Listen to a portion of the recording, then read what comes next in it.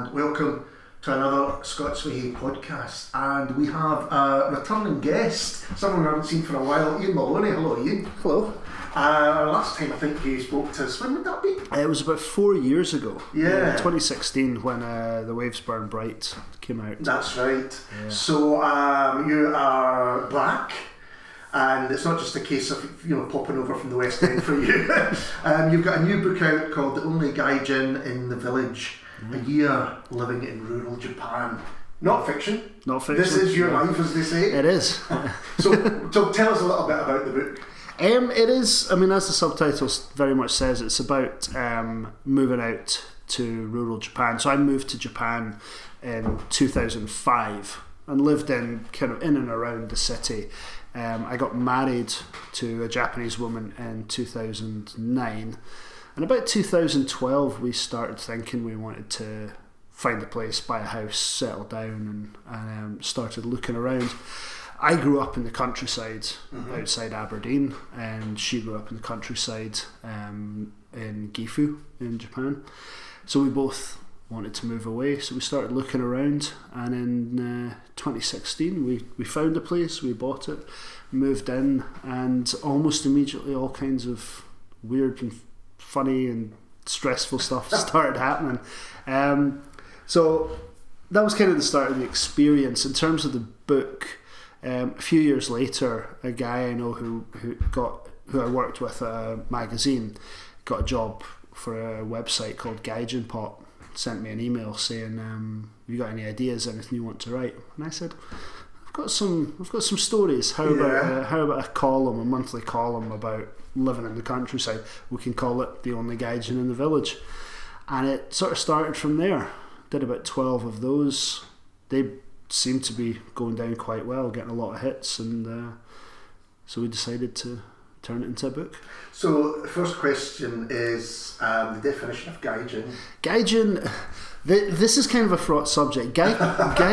Gaikokujin in Japanese means foreigner, right. Literally person from other country.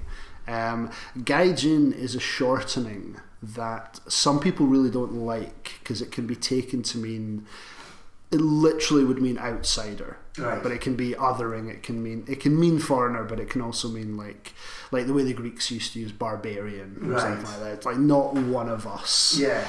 Which, not going into it because it's one of these huge linguistic and sociological arguments. I don't fully buy into the idea that it's as racist a term or as xenophobic a term as some people do. But my main reason for using it is that the joke doesn't work if it's the only gaikokujin in the village. It's just a little bit too long. Yeah. Little Britain reference was too good to pass up. So. Absolutely. But throughout the book, there's exactly that. There's the confusion about language, confusion about the way things are done, social... all sorts of social themes and ideas that you have to to deal with. I was thinking as well, it begins in that you moved to rural Japan, and I was thinking about what I thought about Japan, and to me it is almost, there's two different Japans at the front of your mind. You've got this very almost futuristic, Blade Runner type of big city that, and then you have something that's not just rural but almost from another age. And is that kind of true? No, both of those stereotypes, both of those extremes are kind of untrue in a sense. That sort of futuristic Blade Runner thing. There's a couple of streets in Tokyo, and the other ones that are a bit like that. Yeah, there's the Shibuya crossing and things like that. And the sort of Last Samurai temples in the hills, mist in the mountains. Those things do exist, but either they've become incredibly touristy, particularly in Kyoto, places like that, or they're just kind of sort of like the equivalent of the local parish church here or something like that. So locals just like, it's just our local temple, something like that. As with anywhere, the reality is somewhere in between. The cities are cities. They're not that technologically advanced. It winds up a lot of us that they're really not. The story I always tell to sort of get an idea of where the technology is missing, I guess, is there was a scandal a few years ago about people who were about 150, 175 years old still claiming pensions. Right. And what was happening was they were dying, their families weren't telling the authorities and continuing to claim the pension. But the only reason they got away with it for like another 100 years or whatever is that all the records are these old paper files from like the Victorian era, basically. They've never been updated, they've never been digitized, and nobody ever is going to sit and go through them. So because that technology isn't actually there, people can get away with stuff like that. So it's not the Blade Runner. No. Well, it's that was in the book. You say when you were younger, you didn't kind of fetishize Japan or think that this was a place you wanted to go. And actually, I kind of did. I was of the age where there was Japan the band for a start, and then there was like Big Japan was about, and then you had the Blade Runner came through in the early 80s, and I know there was a lot of interest about that country in particular. The book opens that kind of gives you an idea for both of them, because you're out for a walk and then the jail alert happens. So tell us about the jail alert, because I was fascinated about that. Yeah, not out for a walk, I'm actually driving at the time. So the jail alert is a thing that's usually used for earthquakes. Yeah. So it's an early warning system, a couple of seconds early. It's a warning system on cell phones and things like that. So if there's an earthquake in your area, like get safe, get out. Here's some information. It is insanely loud. It's really scarily loud. I know more people that have injured themselves because of the alarm than because of earthquakes. But it's also used for other natural disasters. But in this instance, it was used when North Korea were testing one of their missiles. And I happened to be in the area right underneath it, and just got this really high-pitched loud warning while I'm driving along the road, luckily about 4 a.m, 5 a.m, so there's nobody else around, warning me of missile launch, and I can safely say it scared the crap out of me. Because that was another thing I hadn't thought about. We're lucky in this country that fear of nuclear attack is again something from my childhood in the 80s and all of that stuff. But I guess it's prescient. Yeah, it certainly was when I started writing this book. There's a couple of chapters in it that really dwell on that threat and on North Korea, because at the time of writing it was really heightened tensions. They were testing these missiles. Japan's got a really long bad history with North Korea abducting Japanese citizens and stuff like that, so there's no love lost. Although now it's kind of died down a bit, sort of. I don't know if it's anything to do with Trump's diplomacy or anything like that, but Kim Jong-un seems to be keeping quiet recently. So, but the later on in the book you talk about other public announcements, and this is one of the things that is very different from here, for instance, like that. So tell us a little bit about those. Yeah, they have these, I mean, it's not everywhere, but certainly where I am, they have these public address systems, and they kind of have a few functions. So you get music played at certain times, like at 5 p.m. they'll play music, which is sort of telling kids it's time to go home for dinner, which I, coming from here, find intensely creepy. Just the idea of it's 5 o'clock, the government mandates that you have your dinner now.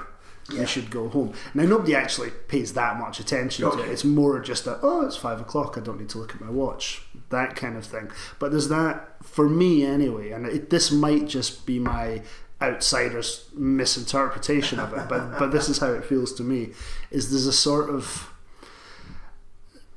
not fascism, but there's a sort of totalitarian controlling element underneath it, I feel, that is kind of bothersome in a way to me. Japan, that's not necessarily harking back to the Second World War or anything. Japan's always been quite a strong, militaristic, structured, hierarchical society, but it can also bring up some humour, some funny things. When where we use it for, which isn't funny, is that where I am, the way they use it is often there's a lot of old people, a lot of elderly people, and some of them have dementia and they wander off. particularly in the summer when it's warm in the evenings and in the early mornings, and they use it, to just say, Mrs. Such and Such has gone missing, she's wearing these clothes, if you see her, let us know. So it's used for that. But yeah, it reminded me of they probably still have it in large shops where it said, if someone is missing a child, could they come to the yeah. But it's an interesting, that whole section where you're saying about something that doesn't quite fit with me, and you say it's you kind of, you're taking things with that whole thing. It kind of runs through the whole book. There's a lovely chapter on shyness, and I'm with you on this. We'll talk about it in a bit. But shyness in Japan seems to be seen as a virtue. It's usually like that child is cute, or that child is bright, or that child is shy. It's seen as that. Yeah, definitely. I had it with my two Japanese nieces that when they were like, I don't know, 3-4 years old, that kind of age. I would come in, and they do it with a lot of men, but they seem to happen more with me, that I'd come in and they'd, scary, kawaii, and run away and hide behind their mum and cry. And instead of going kind of, oh, don't be daft, come out, it's just Uncle Ian, there would be, oh, that's so cute, look at her, she's shy. And it's not nice when it happens to you. It's not, it feels, I mean, I've got my sister here, she's had a kid, so I've got a niece here, and you don't like it happening one way or the other, but there's a sort of added element, or certainly I felt there was an added element of that. I'm already the outsider in that family, and my wife's family, the way they use Japanese is very, very rural. It's very casual. They're basically chuchters. Right. So it's not always easy for me to understand what they're saying. So there's already this kind of distancing element, and then something like that. I know it's just kids, it's just kids, we'll dismiss it, but it still also does make you feel a bit bad, like, oh god, this again, maybe I won't go around. But you use it, and you do a lot of times kind of reflect what's happening back on yourself. Yeah. And you're saying that, as someone who's shy themselves, and I'm the same at times, and people don't believe you, they think, how can you be, hail fell, well met, kind of thing. But, you have to sort of try and fight it, and it makes you think about how your own relationship with many things in the book, language is another one, as you say. You might speak, I guess it's like someone coming here, speaking English, being taught, to teach academic English for academic purposes, for instance, and then being dumped in the middle of Glasgow and listening to two locals having a chat about something. Yeah, kind of to go back to what you're saying with that about it sort of being a thread through it. There definitely is a big part of that. There are so many books written about Japan by foreigners that have moved there. Right. The majority of them are people who've just got off the boat. It's my first year. Oh my god, it's crazy. There's karaoke and the sushi, and I don't understand everything. And then 12 months later, well, I'm going back home and I've got a job, and that's it. So one reason it took so long to actually write a book about being in Japan, I've been there 15 years, was partly to avoid that. But there's also a thing, and it happens more in print media and online than in books, but there's an awful lot of kind of Japan bashing, in a way, of going, this is different from where I come from, therefore it's wrong. Yeah. Oh really? That's interesting. Yeah. So you get kind of, this is how we do things in America, for example. It's not always Americans, but sometimes it's. Yeah. This is how we do things in America, and you're doing it differently, and I don't like it, so you need to change the way you're doing it. As a whole country. And that really winds me up, and it always has. I used to commute in the morning the first few years I was in Japan with a guy, and this is the reason I leapt on America as an example, because this guy was American, where for 20 minutes every morning he would tell me everything that had pissed him off about Japan the day before. And every day I'd get to work and go, well, why don't you leave? If you really hate it that much, why don't you leave? Nowhere's perfect. Yes, there are problems. There are problems in Scotland as well, but there are also positives, and I think the only way you can make a home somewhere is finding a somewhere you get more positives than negatives, Yeah. and finding that balance.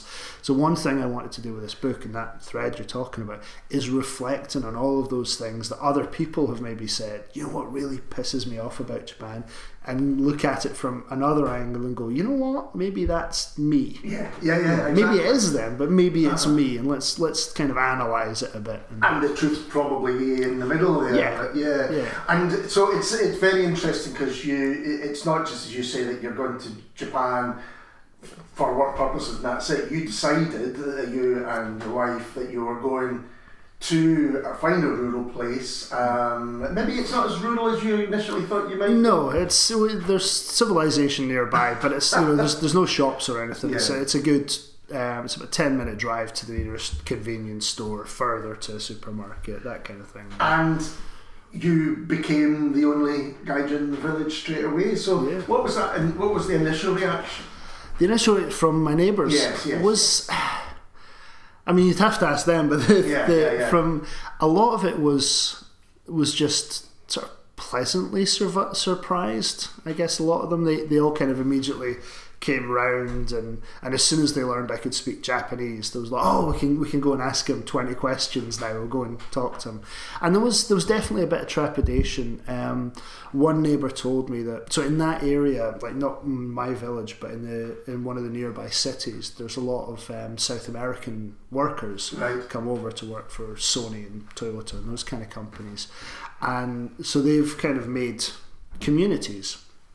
And they don't always get on so well with the neighbours, just from things like when it's summer, they'll have a barbecue and they'll turn the radio up and they'll have a bit of music, which for us isn't a problem, isn't bothersome. You know, if your neighbour's having a barbecue, of course there's going to be a bit of music and shouting and stuff like that, but hopefully they'll offer you a beer and a sausage. And some neighbours would still, not be pleased. So it does. They wouldn't be pleased, but so some of my neighbours were like, oh, is he like that? Are we suddenly going to have 30 people turning up on a Sunday to have a barbecue? Or t-shirt, oh no.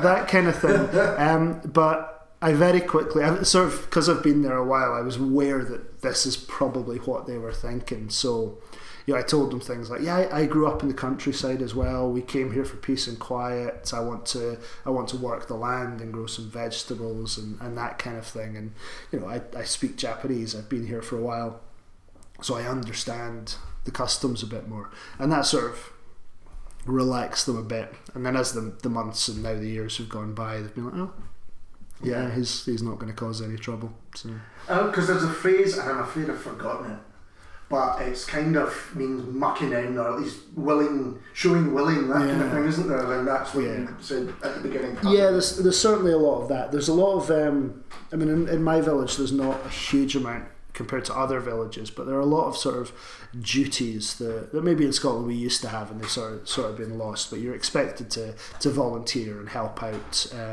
keep the area tidy, and look after things if it needs done. And there's a sports day for the kids, so you volunteer for that kind of thing. So yeah, that's kind of interesting and fun, sort of being involved in that to an extent. I'm just very happy. Some other towns have got part-time fire brigades, and every man has to volunteer for those. And that was one of the questions when we looked at the house: is, do we have to do a fire brigade? No. Okay, great. We're in. So. Because at one point you become an honorary elderly woman. I do, yes. Yeah, they don't quite know what to make of me, because I'm the one. Japan generally is still quite traditional in terms of gender roles, but where I am, it's mostly retired couples, and they're set in those old ways. But I'm out hanging up the washing and that kind of thing, and they think that's just hilarious. But yeah, one of the jobs is cleaning all these duty jobs are split into men's jobs and women's jobs. Right. The men will go and cut the grass by the river when it gets too high, and the men will go and collect the rubbish, and the women will do things like cleaning the meeting hall. Meeting hall. Again, not that dissimilar from what used to happen. But in some places would still. Yeah, exactly. Yeah, but because because my wife's a nurse, she does night shifts and things like that, and also because sometimes there are roles that she absolutely has to take on because of the language. So if there's stuff that involves money and things like that, it's just a lot easier for her to do it. So the trade-off was, well, if I'm doing these jobs, you're going to go and do all of these, and one of them is cleaning the meeting hall, which is, as I say, it's, in our team it's 2 elderly women and me, and they just think the sight of me with a hoover is hilarious to them. So. But it's a lovely scene because there's a lot of humour in the book anyway, coming from situations, but also deliberate humour as well. And I think they discuss, well, maybe we should have we should have married a non-Japanese person and said, oh, what would we cook for him? Which I thought was lovely, line like that. But what was interesting is that there seems to be a culture of mild teasing that is quite an acceptable. The humour in Japan is not very British. It's very similar to the British humour. There's a lot of sarcasm. There's a lot of dry humour. I mean, one of the reasons I sort of fell in love with my wife originally is that she's just dry and sarcastic, and I'd never really come across that. In another culture with another language, humour is often the hardest thing to get. But in Japan, once I tuned into that's what they're doing, I was like, I get this. This is just like back home. This is just, ribbing your mates and having a bit of fun and laughing at each other's misfortunes and my wife's family in particular. Yeah, there's some great scenes with the family as well when you first meet them. Yeah. Because we should say as well, although it's about your time in Japan, you put it in context about how relationships started, about difficulties with visas and all of those kind of practicalities. Again, people who would never think about it unless they experienced it. It's kind of interesting the way it ended up, but certainly for me, because it started off, as I say, as these like 800-word columns, and I say columns rather than blogs because they were deliberately based on those kind of old like Sunday newspaper columns you used to get back in the day, which I loved and we've kind of lost with the internet. But they were just like funny scene, 12 of those. You can't do that for 80,000 words. It becomes quite boring quite quickly, or you end up with like a toilet book. You can just read one chapter and then forget about it. Scottish Japanese jokes. Exactly. So one of the questions I had, and one of the reasons I was initially hesitant to do the book, was how do I turn just comedy episodes into something you'd actually want to hopefully read for 250, 300 pages. So I pull in a lot of stuff from the past, a lot of anecdotes. It's sort of, we say it's a year, but it's not really chronological. It kind of is by the seasons, but it's much more thematic, things coming in that way, plus the odd bits where I get all lefty and pissed off about Tory immigration policies and that kind of thing. Absolutely. Which has, some of the reviews seems to have gone down quite well, but I'm waiting for the other shoe to drop on that one. I'm waiting for somebody on Twitter to come on. So when did Polygon get interested about it becoming a book? It started off as my agent really wanted me to do it, and I had a bunch of ideas for things I could do, and as we said, it's 4 years since I've been on. I did a book a year until the waves burned bright. Then Freight Books disappeared, did their thing. And I wrote another novel straight after that, like keeping my one a year thing. And that has been basically deemed unpublishable by a lot of people who've read it. Not particularly bad, but just very, very weird. And I think you might have either mentioned it on the podcast or we talked about it afterwards, and it sounded ambitious. It's ambitious. Probably, it's very weird. I really like it. I'm glad I wrote it, but it might be one of those posthumous, we found this, stick it out, kind of thing. But so I did that, and then that was, we're not going to do that. And I had a few ideas. I always have like 3 or 4, not half finished, but started projects on the go at any one time. So I was saying to my agent, I could do this, or I could do this, or I could do this, and she's going, do the Japanese book, do that one. I'm like, but there's so many bad Japanese books, I don't really want to. She's like, no, do it. There's a market for it. People will want it. I've read the columns. They're funny. People like those. Just do it.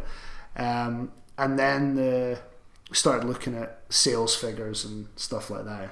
Get away from the artistic side to the cold hard business of it. And, you know, lit fiction isn't selling all that well. And I'm really not ready to dip my feet into tartan noir yet. Yeah, I was going to say, you have a Scottish detective character in Japan. Yeah, well, that what's it called, Giri Haji, that series has kind of screwed that now. We can't do that. So it started from that. So my agent was like, right, do it, get it working. And one of the great things, which I didn't know until I started doing this, one of the great things about doing non-fiction rather than fiction is you don't need to finish the book before you get a publisher. You know, fiction, you need to finish the manuscript. But non-fiction, you can have a pitch, some sample chapters. This is where it's going. Yeah, and they'll buy it for that. So that was very tempting for me. If you don't have to write another 80, you know, having just done it, another 80,000 that's just going to end up in the drawer as well. And we showed it around a few places, and there's some general interest, but Polygon were very much, yep, we want this. This is the kind of thing. So signed with them, and it's been fantastic, I have to say. It's it's such a readable book, because in some ways it's a completely different world, and that's part of the joy of it, is that kind of someone trying to get to terms with a different world. But I think most people will have some idea of what that's like, whether it's just being on holiday or being in a different city or meeting a different family with a different culture. There is that kind of thing. Talking about possible detective things, it's interesting crime in Japan because there is a murder, am I right? There's, off stage. Off stage, yes, I would say that, yeah. But your reaction to it is the really interesting thing. So, you know, if that news had come out in Glasgow, you kind of, you know, it's almost after dog bites man, you know, it's like, you know, after who cares? But it's suddenly, this is big news because you're not expecting this to happen in your locale. Yeah, I mean, Japan, it's kind of a cliche when people in Japan say it, but Japan is a safe country, certainly by comparison with somewhere like Britain. Japan is safe, crime rates are low, petty crime rates are very low. There's obviously things like they have Yakuza and that kind of thing, so there is crime, but you know, the first year I was there, I left my cell phone on the top of an ATM machine when I was out drunk, and when I went back the next morning it was still there. That kind of, you know, low level petty stuff just doesn't happen. You can, if you're in a cafe by yourself, you can go to the toilet and leave your laptop and everything on the table, and it will still be there when you come back. You know, probably shouldn't say this on a recorded thing. I never lock my car because no one's going to come and off with it. But yeah, this thing happened with the PA. We got this PA announcement that there'd been a robbery in one of the convenience stores in the general area, and somebody had been stabbed, and the guy was fleeing potentially in our direction, which was a bit frightening because you're really not expecting it, and really not expecting spaces in case anything. Yeah, well, it's because where we live as well, you know, there's those trees and things to hide in, but also the houses are all these sliding doors and cubby holes and crawl spaces, and you know, you could probably hide there quite well. One of my favourite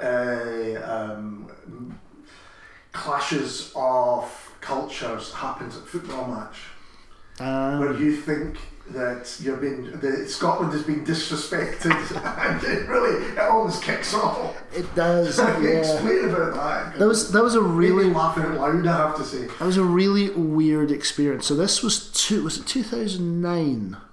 Scotland's played Japan twice in Yokohama, and I always get the dates wrong. I think it's the second. I think it's 2009. It's not when we win the Kirin Cup, which is still our only trophy, and we're bloody claiming it. Everyone in Japan laughs at me because I'm like, no, we won that. It's a real trophy. If Pep Guardiola can have the was it the Champions Shield or whatever? The Charity Shield. Yeah, Charity Shield, and we can have the Kirin Cup. But anyway, 2009, Scotland come to Yokohama to play a friendly with Japan, and my wife and I go, and we go the full multicultural. I've got kilt and Scotland flags, but also Japan flags, and we're both sort of dressed half and half. I've got Nakamura Shunsuke's kit, Japan top on, stuff like that. But yeah, we're sitting in Japan with the Japan fans because we bought the tickets there, and the Nissan Stadium is this insanely huge stadium. It's really bad for football. It's kind of like how I imagine the London Stadium. There's huge tracks, so you're so far from the action. It was built for the World Cup in 2002. So there's like 50 Tartan Army away down the far end. You can hardly even see them, and the national anthems pipe up, and I'm not particularly nationalistic. I didn't even stand up when it started. I was like, oh, Flower of Scotland, bit of nostalgia. And then the guy just over my shoulder starts booing, like probably boo. And I just feel this ire, like, what? This is a friendly, like, our countries have no beef. This isn't like a Scotland-England game or a Japan-South Korea game. So I get pissed off and stand up and start belting out the words. No one else around me, obviously. The Tartan Army's the further end. And at the end of it, he's like, oh, good singing. And I don't reply well, I should say. I just loved it because I can just imagine you're going to this searing, but not taking offence other than someone is being in your eyes offensive, and then he'd say, oh no, I was showing appreciation of my... he was just arguing, no, I was showing how much I love Japan. It's like, that's not how you show patriotism isn't hating everybody else. That's not right. Throughout the book, you kind of reference your own favourite books. You've got Zen and Motorcycle Maintenance, which is a book I haven't read for ages. That's such so a good book. Good. Yeah, and also Kerouac and things like that. And it made me think, have those writers, are they known in Japan? Is Western literature, I guess, is what I'm asking, isn't it? Western literature very much is. In the early days of sort of Japanese modern literature, they were heavily influenced by Western writers. They'd study English literature at university. So you read somebody like Natsume Soseki, they'll actively talk about, kind of in the way, if you've read any Murakami books, he will always have like one composer or jazz artist that he talks about quite a lot in the book. That's right. That's a long-standing Japanese tradition in literature, but it used to be more about, I'm writing this novel while I'm thinking about this author. It happens a lot in Japanese crime fiction, where you'll have a character in the crime novel who's a big Agatha Christie fan, and we'll talk about, I learned this thing in this Agatha Christie book that might be useful in solving this crime. So yeah, there's certainly an influence there. I don't know now how much. I think Japanese literature now is, not now, but Japanese literature is kind of so rich and so strong. What we see in the West translated into English is like the tip of the iceberg. There's very little actually translated. There's so many good things that should be. And it's like our literature it's much more of a conversation with itself. These writers influence each other, and there's somebody like Furukawa Hideo writes a book that's influenced by Murakami Haruki. He's grown up reading him. There's a lot of that kind of thing going on. But saying that, my Japanese isn't good enough that I can really read these things well in the Japanese. So this is just again going on. I made me think about this book perhaps being translated into Japanese, and that might be. I'd love to know what people thought about it. It could be fun, yeah. So somebody got in touch on Twitter. They translated a paragraph or two, and that was kind of weird to see it. And I'd be very hesitant about a translation into Japanese because of the humour and the way the humour works, and the way, because it's. The way I've written about it is a very sort of, as you said before, it's like a very Scottish poking fun in a loving way kind of thing. So my ideal translator for it would be a Japanese person who's lived in Scotland for a very long time and gets that side of things, because it could so easily be sort of nasty humour. It could look like nasty humour rather than playful. I can totally understand that, because there are bits where people are using humour against you, I guess, and you think, is that cruelty? Like, you think, no, it's not cruelty. It's playfulness. It's fun. It's including you actually in the gag. But I could see how, with the wrong translator or just the wrong interpretation, it could fall into something else. Yeah, it would worry me. That's kind of like other languages I don't know well enough. So if somebody wanted to translate it into Czech, for example, I'd be like, okay, I can't check it, but I know enough Japanese that I could read something and be like, oh, that's not quite what I meant, and that would. So another surprising thing for me, again, just not knowing it, not even thinking about it, was the wildlife of Japan. You think of Australia as having things that can kill you around every corner. I lived in Australia very, very briefly. But it's similar in Japan. When you talk about the bee situation. Yeah, well, this was it's funny you mentioned Australia. 2 weeks ago now, I did a reading in a bookshop in Sydney of this. Because I was over there on business anyway. So I set up this reading, and I started reading. That was one of the sections I picked to read, is when I encounter a snake, a venomous snake in my garden for the first time, which in Scotland we have adders, but you don't find them in your garden, and B, they're not that scary. These things, these mamushi, they will kill. They'll certainly kill children, and they'll do some serious damage.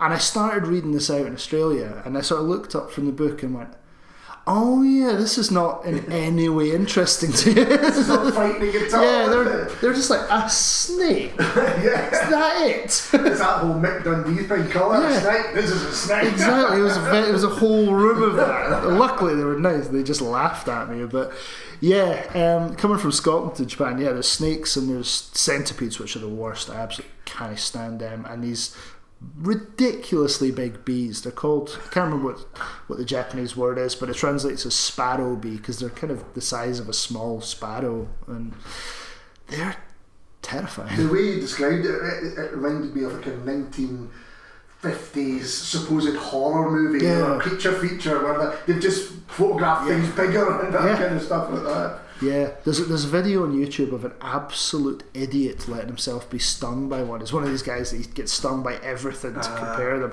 and he lets himself get stung by one of these, and it's just A, it's terrifying, but B, it's just a nice piece of karmic nature of the guy going, oh, I wish I hadn't done that now.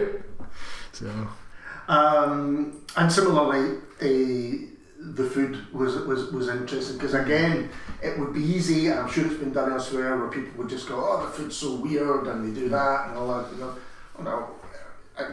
Like any food, some of it you're going to like, some of it you're not going to like, but there's the whole culture that surrounds it as well. I mean, you mentioned that at 5 o'clock it's like that's when you eat. I think breakfast is the same. It's like there's a 7 o'clock. Well, it's the temple that goes off at 7, which is slightly nicer. Nice resonating bell.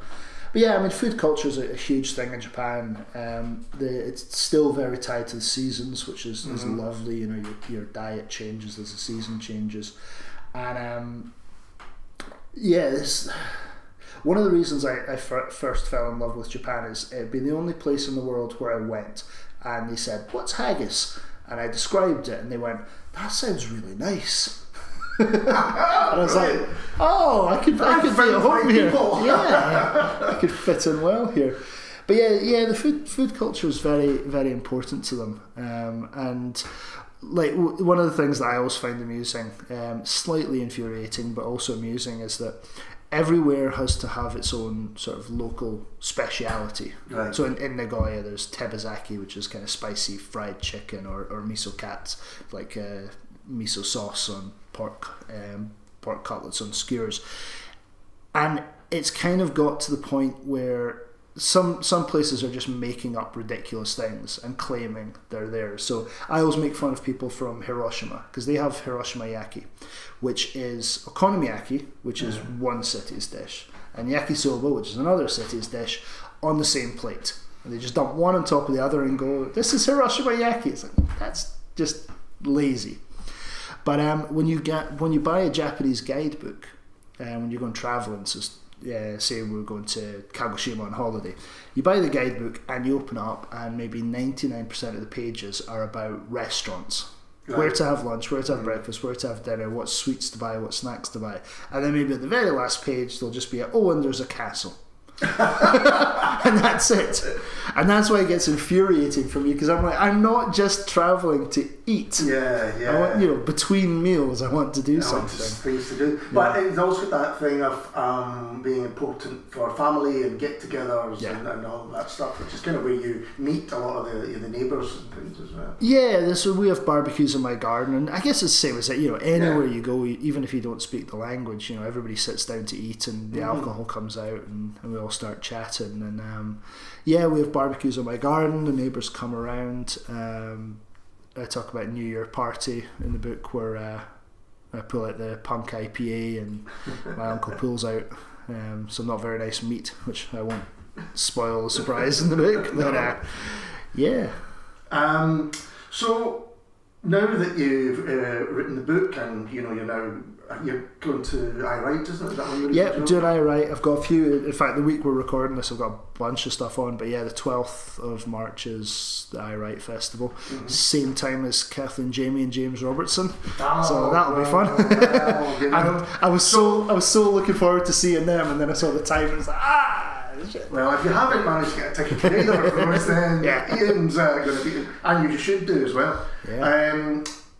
But how do you feel about the book now that it's kind of, you're looking back on it? And you're talking about it to people like me? It's very weird, it's very strange, because up until now all my experience has been with fiction. Mm-hmm. And fiction is just me talking about characters I've invented, situations I've invented, or ones that are real, like Piper Alpha with my last book.